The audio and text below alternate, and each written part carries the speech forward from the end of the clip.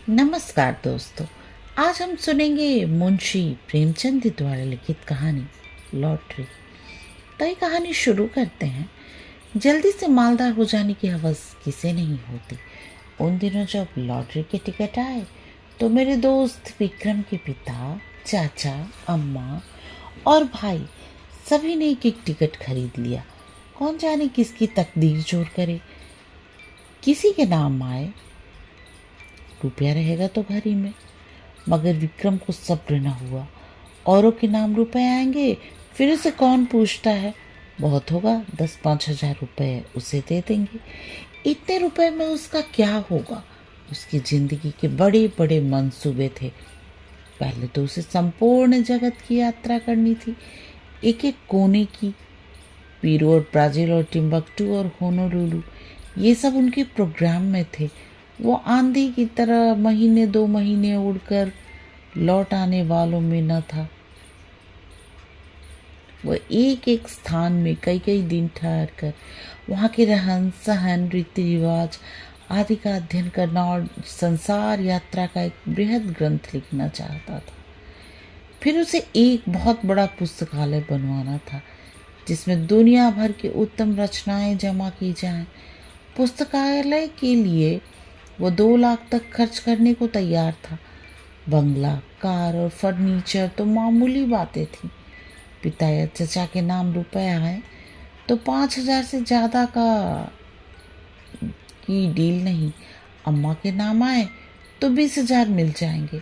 लेकिन भाई साहब के नाम आ गए तो उनके हाथ धेला भी न मिलेगा। वो आत्माभिमानी था। घर वालों से खैरात या पुरस्कार के रूप में कुछ लेने की बात उसे अपमानजनक सी लगती थी। कहा करता था, भाई किसी के सामने हाथ फैलाने से तो किसी गड्ढे में डूब मरना अच्छा है। जब आदमी अपने लिए संसार में कोई स्थान न निकाल सके तो यहाँ से प्रस्थान कर जाए। वह बहुत बेकरार था।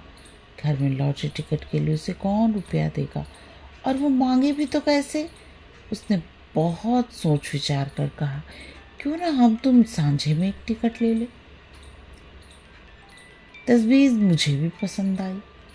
मैं उन दिनों स्कूल मास्टर था। 20 रुपए मिलते थे, उसमें बड़ी मुश्किल से गुजर होती थी। 10 रुपए का टिकट खरीदना मेरे लिए सफ़ेद हाथी खरीदना था। हाँ, एक महीना दूध, घी, जलपान और ऊपर के सारे खर्च तोड़कर 5 रुपए की गुंजाइश निकल सकती थी। फिर भी जी डरता था, कहीं से कोई बालाई रकम मिल जाए तो हिम्मत बढ़े। विक्रम ने कहा, कहो तो अपनी अंगूठी बेच दूँ, कह दूंगा उंगली से फिसल पड़ी। अंगूठी 10 रुपए से कम की ना थी। उसमें पूरा टिकट आ सकता था।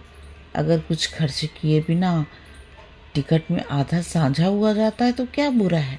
सासा विक्रम फिर बोला, लेकिन भाई मुझे नगद देने पड़ेंगे। मैं 5 रुपए नगद लिए बगैर साझा न करूँगा। अब मुझे औचित्य का ध्यान आ गया। बोला, नहीं दोस्त, ये बुरी बात है। चोरी खुल जाएगी तो शर्मिंदा होना पड़ेगा, और तुम्हारे साथ मुझ पर भी डांट पड़ेगी। आखिर ये तय हुआ कि पुरानी किताबें किसी सेकंड हैंड किताबों की दुकान पर बेच डाली जाए और उस रुपए से एक टिकट लिया जाए।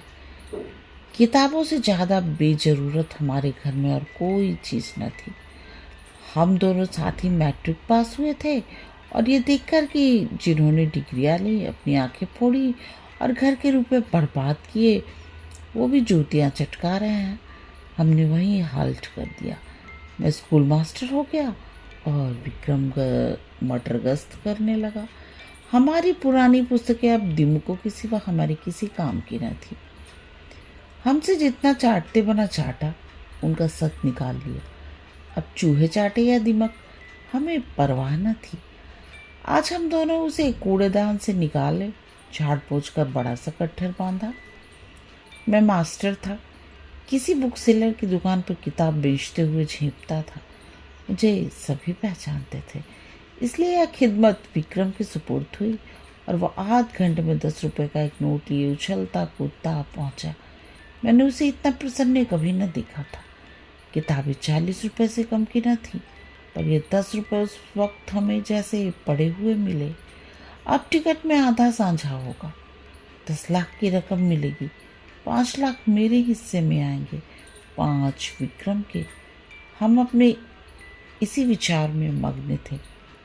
मैंने संतोष का भाव दिखाकर कहा, 5 लाख भी कुछ कम नहीं होते जी।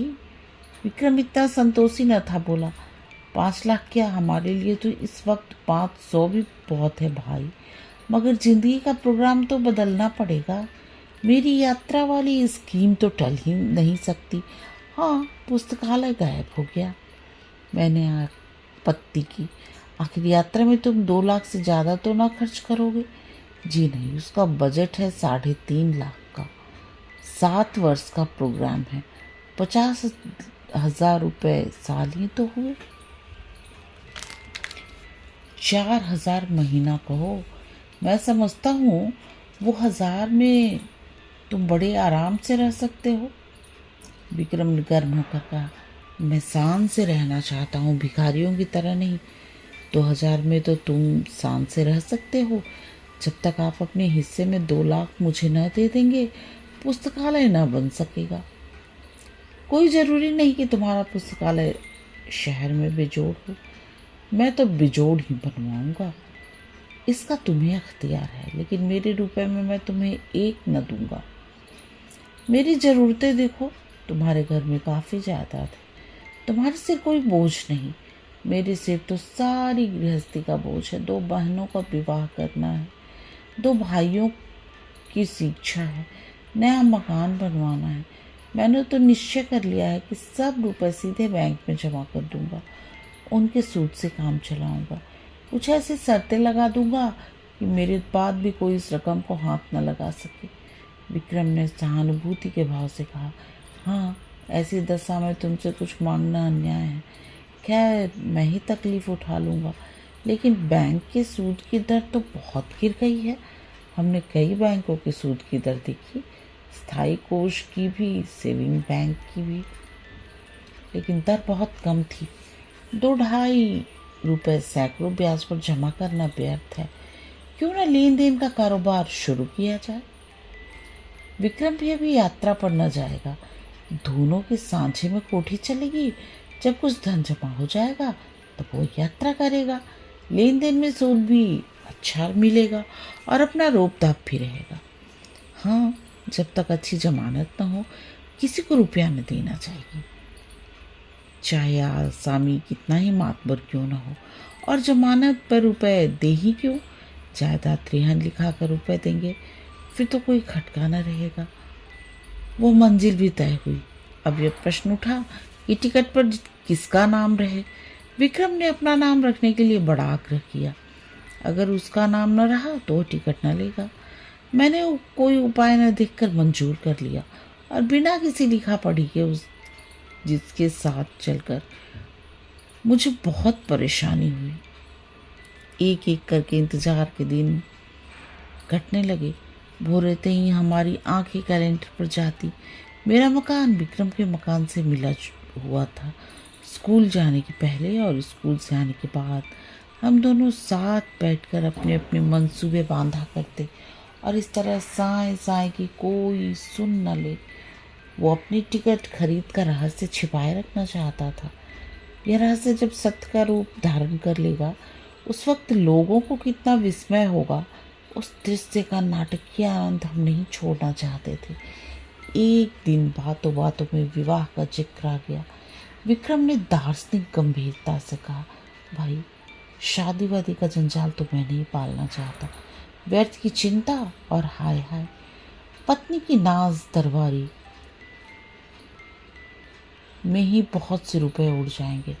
मैंने उसका विरोध किया। हाँ, ये तो है, लेकिन जब तक जीवन में सुख दुख का कोई साथी ना हो, जीवन का आनंद ही क्या। मैं तो विवाहित जीवन से इतना विरक्त नहीं हूँ। हाँ, साथी ऐसा चाहता हूँ जो अंत तक साथ रहे, और ऐसा साथी विक्रम के सिवा दूसरा नहीं हो सकता। विक्रम जरूरत से ज़्यादा तुनक मिजाजी से बोला, खैर, अपना अपना दृष्टिकोण है। आपको बीवी मुबारक, और कुत्तों की तरह उसके पीछे पीछे चलना तथा बच्चों को संसार की सबसे बड़ी विभूति और ईश्वर की सबसे बड़ी दया समझना मुबारक। बंदा तो आजाद रहेगा अपने मजे, जब चाहा उड़ गए, जब चाहा घर आ गए। ये नहीं कि हर वक्त एक चौकीदार आपके सिर पर सवार हो। जरा सी देर हुई घर आने में और फौरन जवाब तलब शुरू। कहाँ थे तक? आप कहीं बाहर निकले और फौरन सवाल हुआ, कहाँ जाते हो? और जो कहीं दुर्भाग्य से पत्नी जी भी साथ हो गई, तब तो डूब मरने के सिवा आपके पास और कोई मार्ग ही नहीं रह जाता। ना भैया, मुझे आपसे जरा भी सहानुभूति नहीं। बच्चे को जरा सा जुकाम हुआ और बेतहाशा चले जा रहे हैं होम्योपैथी डॉक्टर के पास। जरा उम्र खिसकी और बच्चे ये मनाने लगे कि कब आप प्रस्थान करें और गुलछड़े उड़ाएं। मौका मिला तो आपको जहर खिला दिया और मशहूर किया कि आपकी को कालरा हो गया था। मैं इस जंजाल में नहीं पड़ता। कुंती आ गई। वो विक्रम की छोटी बहन थी, कोई 11 साल की। छठी में पढ़ती थी और बराबर फेल होती थी। बड़ी चिविल्ली, बड़ी शोक। इतने धमाकों से द्वार खोला कि हम दोनों चौंक कर उठ खड़े हुए। विक्रम ने बिगड़ कर कहा, तू बड़ी शैतान है कुंती, किसने तुझे बुलाया यहाँ? कुंती ने खुफिया विवाह की तरह कमरे में नजर दौड़ा कर कहा, तुम लोग हरदम यहाँ किवाड़ बंद किए बैठे क्या बातें किया करते हो? जब देखो यहीं बैठे हो, न कहीं घूमने जाते हो, न तमाशा देखने। कोई जादू मंत्र जगाते होगे। विक्रम ने उस की तरफ अपनी गर्दन हिलाते हुए कहा, हाँ, एक मंत्र जगा रहे हैं जिसमें तुझे ऐसा दूल्हा मिले जो रोज गिनकर 500 लगाए, सड़ासड़। कुंती उसकी पीठ पर बैठकर बोली, मैं ऐसे दूल्हे से ब्याह न करूंगी जो मेरे सामने खड़ा पूछ न हिलाए। मैं मिठाई के दोने फेंक दूंगी और वो चाटेगा। जरा भी ची चपड़ करेगा तो कान गर्म कर दूंगी। अम्मा के लॉटरी के रुपए मिलेंगे तो 50,000 मुझे दे देगी। बस चैन करूंगी। मैं दोनों वक्त ठाकुर जी से अम्मा के लिए प्रार्थना करती हूँ। अम्मा कहती है, कुंवारी लड़कियों की दुआ कभी निष्फल नहीं होती। मेरा मन तो कहता है कि अम्मा को जरूर रुपए मिलेंगे। मुझे याद आया, एक बार मैं अपने ननिहाल देहात में गया था तो सूखा पड़ा हुआ था। भादों का महीना आ गया था मगर पानी की बूंद नहीं। सब लोगों ने चंदा करके गांव की सब कुंवारी लड़कियों को दावत दी थी और उसके तीसरे दिन मूसलाधार वर्षा हुई थी। अवश्य हूँ कुंवारियों की दुआ में असर होता है। मैंने विक्रम को अर्थपूर्ण आंखों से देखा। विक्रम ने मुझे। आंखों ही में हमने सलाह कर ली और निश्चय भी कर लिया। विक्रम ने कुंती से कहा, अच्छा, तुझसे एक बात कहें? किसी को कहेगी तो नहीं? नहीं, तू तो बड़ी अच्छी लड़की है, किसी से ना कहेगी। मैं आपकी तुझे खूब पढ़ाऊंगा और पास करा दूंगा। बात यह है कि हम दोनों ने भी लॉटरी का टिकट लिया है। हम लोगों के लिए भी ईश्वर से प्रार्थना किया कर। अगर हमें रुपए मिले तो तेरे लिए अच्छे अच्छे गहने बनवा देंगे। सच। कुंती को विश्वास ना आया। हमने कस्में खाई, वो नखरे करते रही। जब हमने उसे सिर से पांव तक सोने और हीरे के जेवरों से मढ़ देने की प्रतिज्ञा की, तब वो हमारे लिए दुआ करने पर राजी हुई। लेकिन उसके पेट में मनो मिठाई पच सकती थी, ये बात जरा सी न पची। सीधे अंदर भागी और एक क्षण में सारे घर में यह खबर फैल गई। अब जिसे देखिए विक्रम को डांट रहा है। अम्मा भी, चचा भी, पिता भी। केवल विक्रम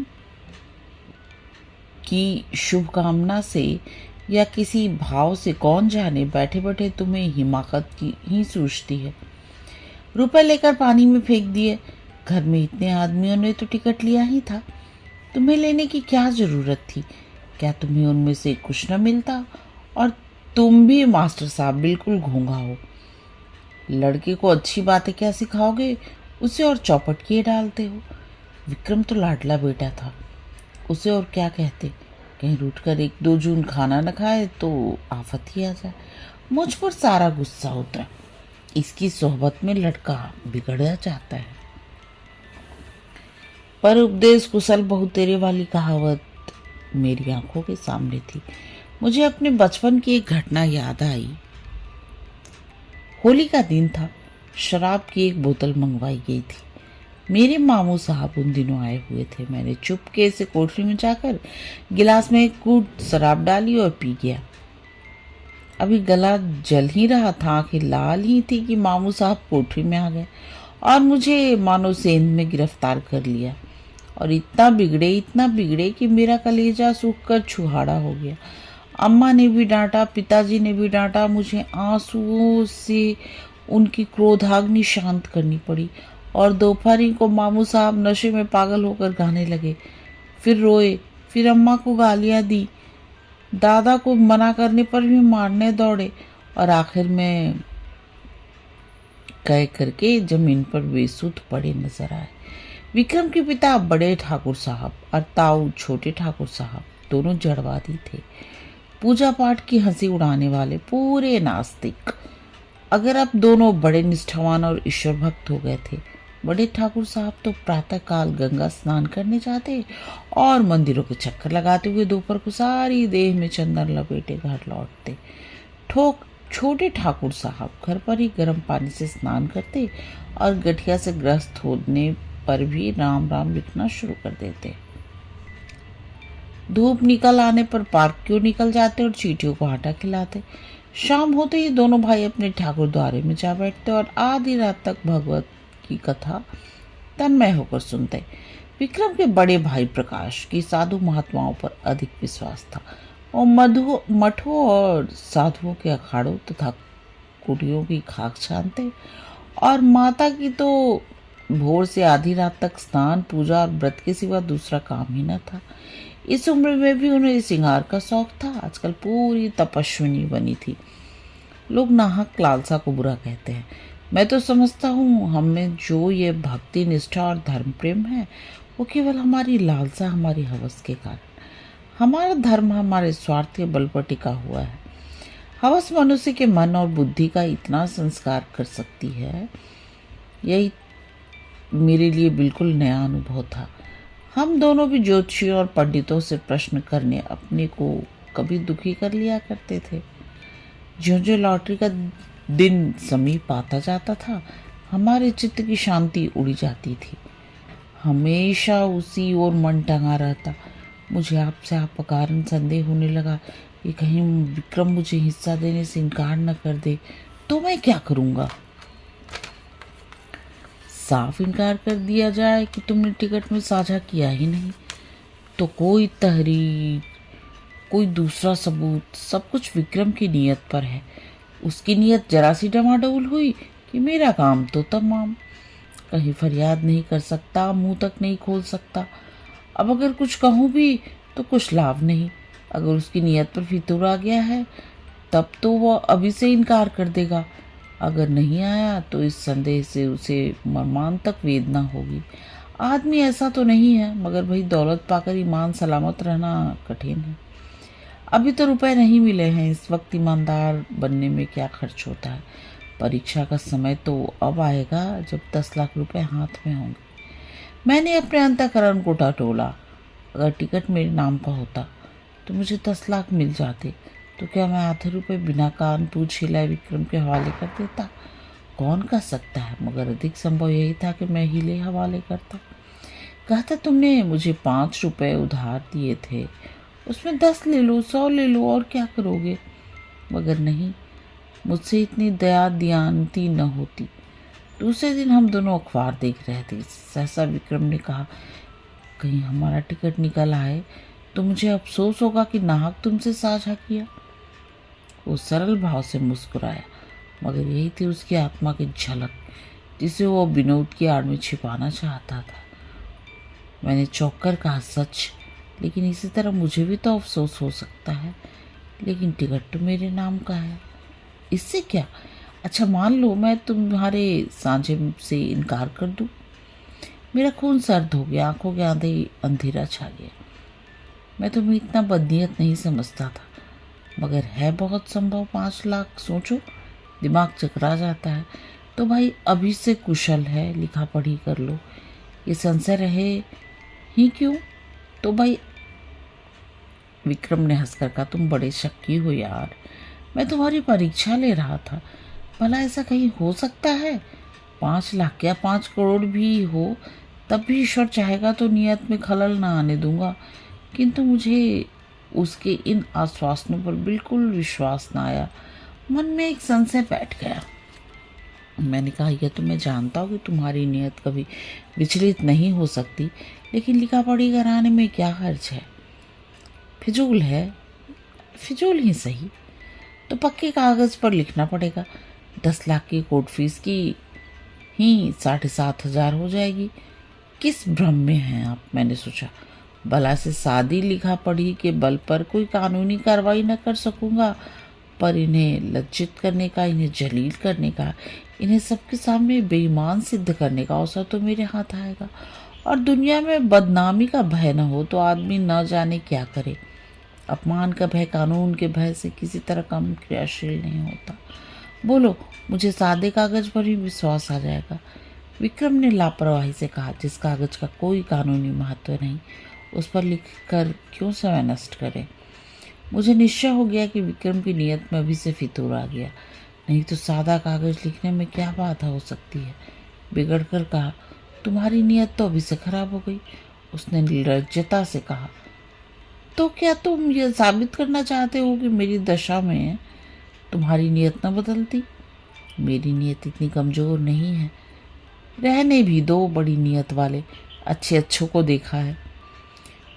तुम्हें इसी वक्त लेखबद्ध करना पड़ेगा। मुझे तुम्हारे ऊपर विश्वास नहीं रहा।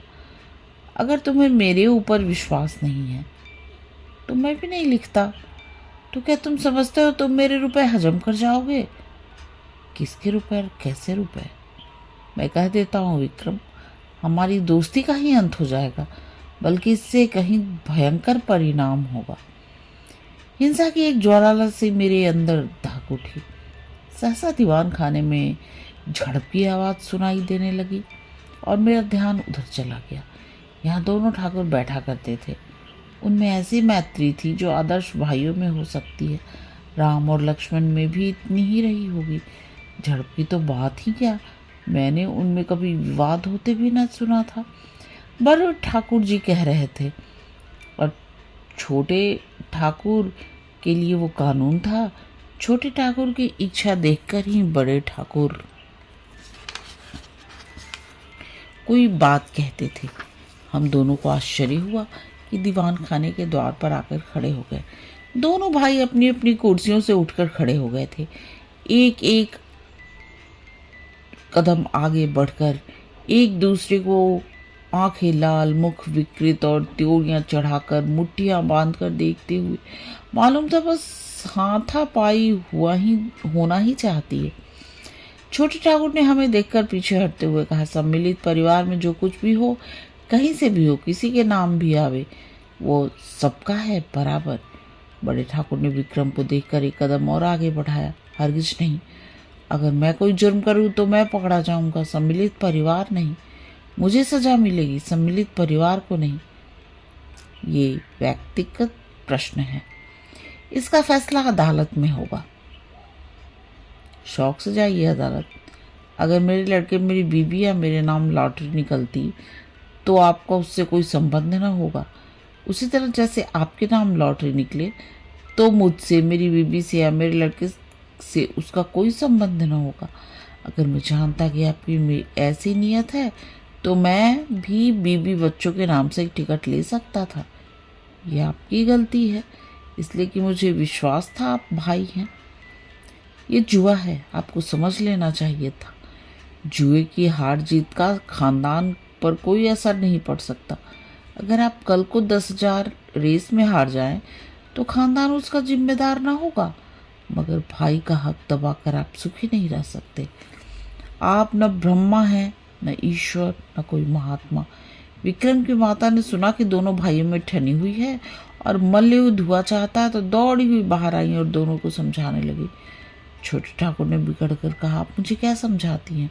उन्हें समझाएं जो 4 टिकट लिए हुए बैठे हैं।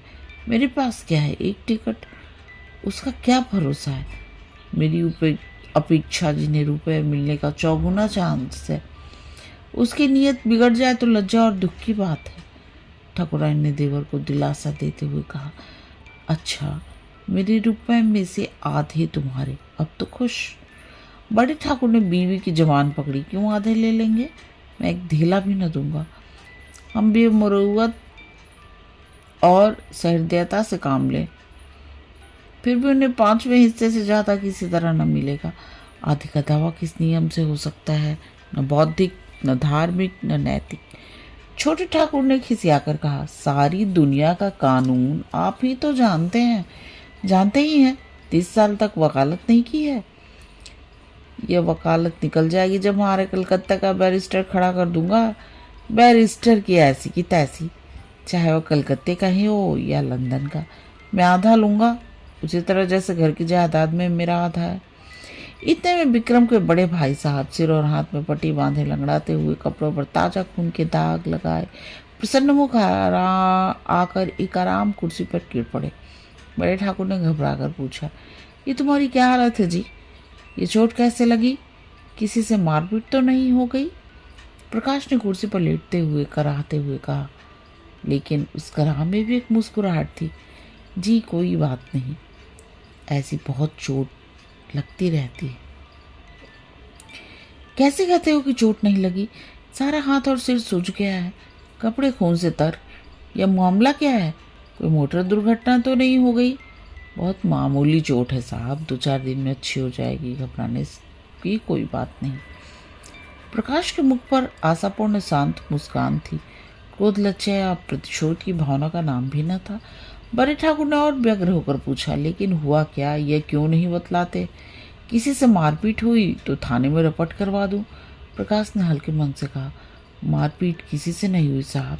बात यह है कि मैं जरा झक्कड़ बाबा के पास चला गया था।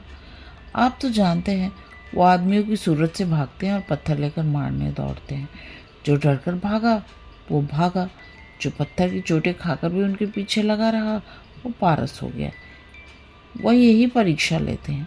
आज मैं वहाँ पहुँचा तो कोई 50 आदमी जमा थे। कोई मिठाई लिए, कोई बहुमूल्य भेंट लिए, कोई कपड़े की थान लिए। झक्कड़ बाबा ध्यानावस्था में बैठे हुए थे। एकाएक उन्होंने आंखें खोली और वो जनसमूह देखा तो कई पत्थर चुनकर उनके पीछे दौड़े। फिर क्या था, भगदड़ मच गई, लोग गिरते पड़ते भागे। एक भी न टिका। अकेला मैं घंटा घर की तरफ वहीं डटा रहा। बस उन्होंने पत्थर चला ही दिया। पहला निशाना सिर में लगा, उनका निशाना अचूक पड़ता है। खोपड़ी भन्ना गई, खून की धार बह निकली, लेकिन मैं हिला नहीं। फिर बाबा जी ने दूसरा पत्थर फेंका, वो हाथ में लगा। मैं गिर पड़ा और बेहोश हो गया। जब होश आया तो वहाँ सन्नाटा था, बाबा जी भी गायब हो गए थे। अंतर ध्यान हो जाया करते हैं। किसे पुकारूं, किसे सवारी लाने को कहूँ? हमारे दर्द के हाथ फटा पड़ता था और सिर से अभी तक खून जारी था। किसी तरह उठा और सीधा डॉक्टर के पास गया। उन्होंने देखकर कहा, हड्डी टूट गई है और पट्टी बांध दी। गर्म पानी से सेकने को कहा है। शाम को फिर आएंगे, मगर चोट लगी तो लगी। अब लॉटरी मेरे नाम आई धरी है, यह निश्चय है। ऐसा कभी हुआ ही नहीं कि झक्कड़ बाबा से मार खाकर कोई नामुराद रह गया हो। मैं तो सबसे पहले बाबा की कुटी बनवा दूंगा। बड़े ठाकुर साहब के मुख पर संतोष का झलक दिखाई दिया। फौरन पलंग बिछ गए। प्रकाश उस पर लेटे, ठाकुराइन पंखा झलने लगी। उनका भी मुख प्रसन्न था। इतनी चोट खाकर 10 लाख पा जाना कोई बुरा सौदा न था। छोटे ठाकुर के पेट में चूहे दौड़ रहे थे। ज्यों ही बड़े ठाकुर भोजन करने गए और ठाकुराइन भी प्रकाश के लिए भोजन का प्रबंध करने गई, त्यों ही छोटे ठाकुर ने प्रकाश से पूछा, क्या बहुत जोर से पत्थर मारते हैं? जोर से तो क्या मारते होंगे? प्रकाश ने उनका आशा समझकर कहा, अरे साहब, पत्थर नहीं मारते, बम गोले मारते हैं। देवसा तो डील डॉल है और बलवान इतने हैं कि एक घूसे में शेरों का काम तमाम कर देते हैं। कोई ऐसा वैसा आदमी हो तो एक ही पत्थर में टें बोल जाए। कितने ही तो मर गए, मगर आज तक झक्कड़ बाबा पर मुकदमा नहीं चला। और 2-4 पत्थर मारकर ही नहीं रह जाते। जब तक आप गिर न पड़े और बेहोश न हो जाए, वो मारते ही जाएंगे। मगर रहस्य यही है कि आप जितनी ज़्यादा चोटें खाएंगे उतना ही अपने उद्देश्य के निकट पहुंचेंगे। प्रकाश ने ऐसा रोए खड़े कर देने वाला चित्र खींचा कि छोटे ठाकुर साहब थर्रा गए। पत्थर खाने की हिम्मत न पड़ी। आखिर भाग्य के निपटारे का दिन आया। जुलाई की 20वीं तारीख, कत्ल की रात।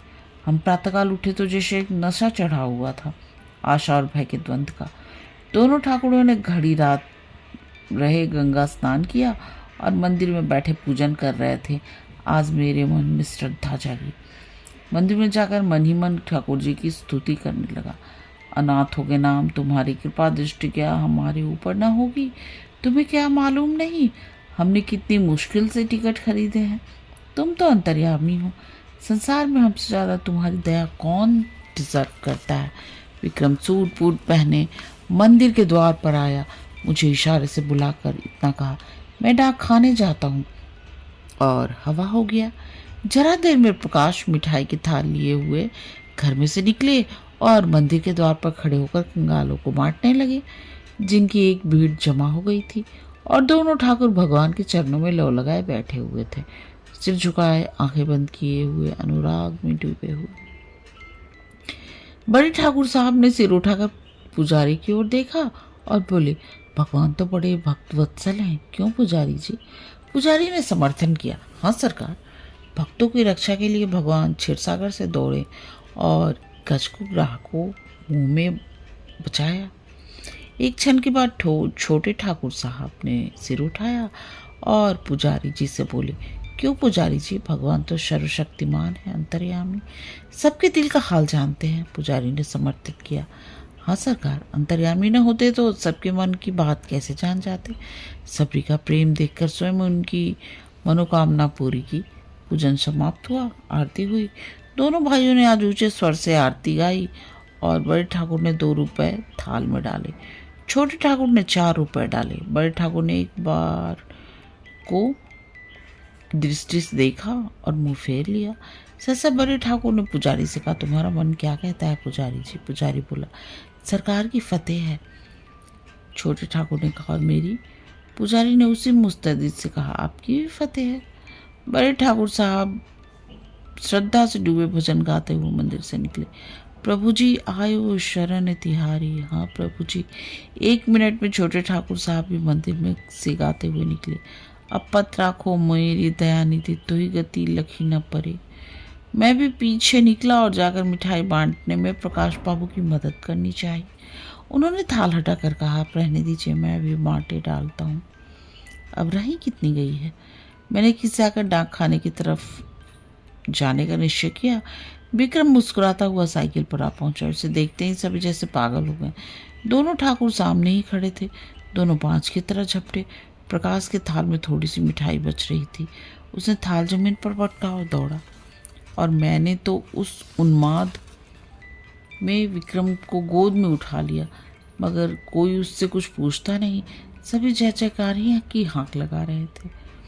बड़े ठाकुर ने आकाश की ओर देखकर बोला, बोलो राजा रामचंद्र की जय। छोटे ठाकुर ने छलांग मारी, बोलो हनुमान जी की जय।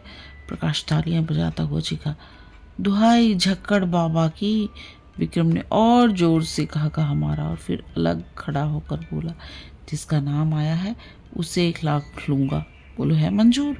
बड़े ठाकुर ने उसका हाथ पकड़ा, पहले बता तो ना, यूं ही बताता।